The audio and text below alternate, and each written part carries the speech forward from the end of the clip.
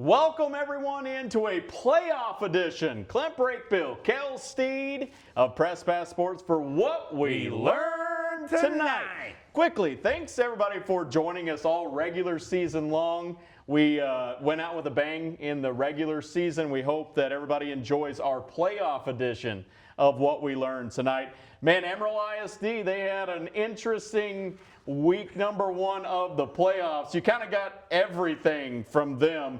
Let's start with Thursday night. Palo Duro, we'll get to a 5AD2 first. Palo Duro, home playoff game.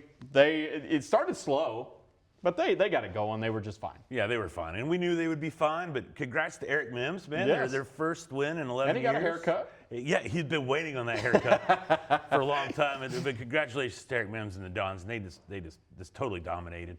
This defense looked great. Deuce Reese.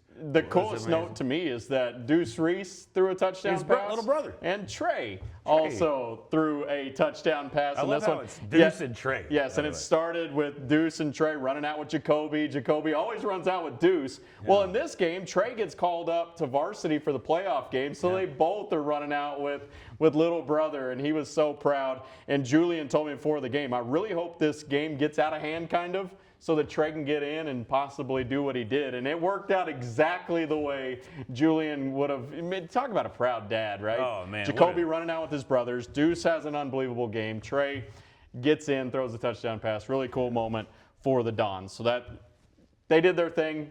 We got a big matchup for them next week. How about the Tascosa Rebels? We'll get to Amarillo High because we're going to be long-winded on them. But Tascosa, they cruise too. Yeah, again, 84 points tonight. I think that ties the school record or sets the school record. It's close.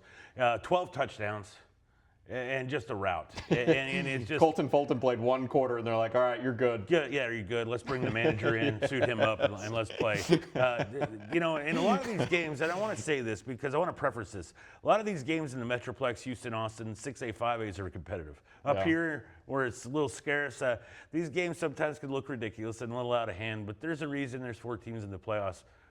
I'm trying to find one up here sometimes. But Tascosa, though, you win big, but your prize, Alito. Yeah, high school football in the state of Texas is very good. Out far west, that's probably where it's done the least best, I guess. Yeah, that's how you would say. But I say that there are typically 1 or 2 teams out of that area that are really good, right? Are competitive with our area. And Amarillo High ran into a district champion because of the way the things shook out with them dropping down to that 4 seed. They had to play a district winner. Yeah, two weeks in a row. Amarillo High, what do they give us, Clint? Drama. They did. Last Friday we had drama. They had the coin flip heard around the world. Yes. And they got in. Everything lined up. And then we start talking about them this week.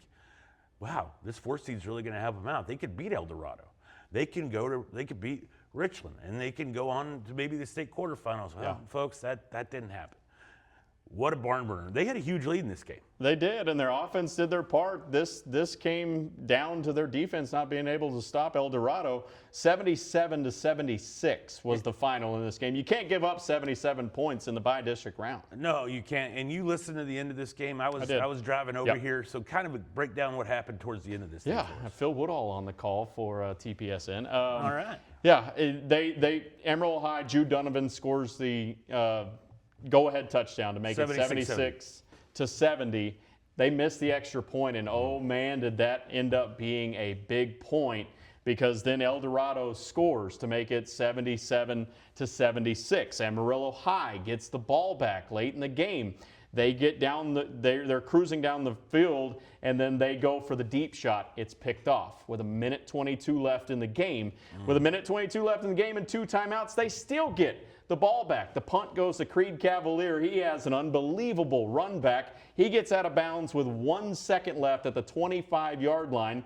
Amarillo High has a chance at a 30-something yard field goal. It's partially blocked. It lands in the end zone, and that's where Cinderella's shoe comes off at midnight, is in the end zone in El Paso. Tough 2 weeks for the Amarillo High Sandies, man. But, especially when you had the second chance. Yeah. And tough loss. Horrible way to end the season.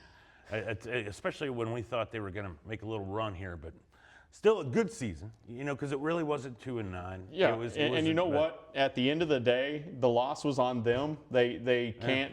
At least from that perspective, hey, we lost it. It wasn't because we got cheated out of the playoffs or because any other. You had a chance to win it. You lost it. That was on them. And at least you can live with the result that they gave it their best effort. How about in 4A D1? They didn't even have to give their best effort, and they cruised, all of them. 4A D1 from the Texas Panhandle cruised past El Paso. I think West Plains was playing the water boy in the second quarter against Riverside. Yeah. It was so bad, 85-0. Yeah, I saw somebody say, how are they running up the score 85-0? I said, if they want to run it up, they could have scored 150. 150 if they wanted to. This was just this was the complete mismatched districts, this complete sweep. Yep. You had the totals. What were the combined? Randall, West Plains, Dumas, Canyon won by what? A combined 283 to 48. Dominance, folks. That is a heck of a district. Congrats also to Dumas wide receiver Blake Robinson, the Waffle House. Always open. Always open. He set the career mark for receiving yards at, I think, 1,355, and career receptions was 78. So congrats to him. And we're seeing a lot of records being set around the area. I feel like we've got a lot of great athletes right now. Let's move down a couple of classifications. Panhandle, Spearman, West Plains, Bovina, starting with Panhandle. They had a little bit of, question marks in the first half. Second half, they answered all the questions. Yeah, they held the ball for, we beat Post 35-18, pretty dominant win. Yeah. Post was a state quarterfinal team last year. They held the ball for over 17 minutes in that second half. Wow. And then Broxton Robinson doing what Broxton Robinson does.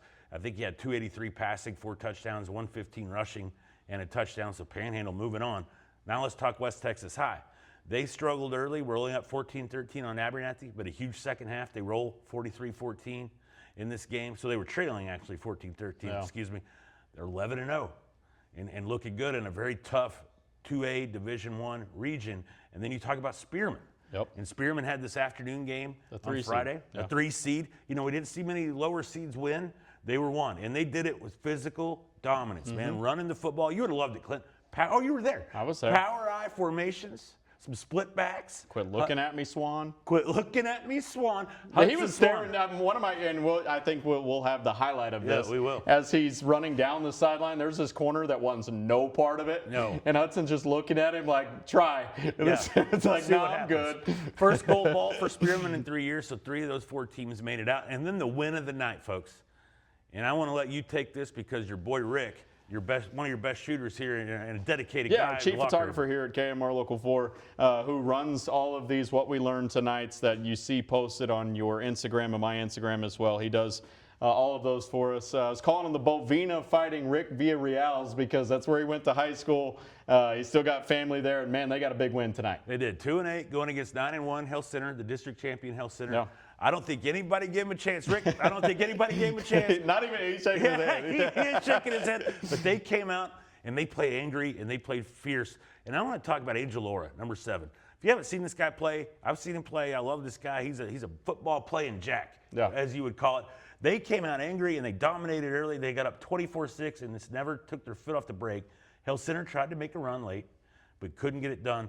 What a win for Wade Wilson and his team. Bovina is a team we never talk about enough.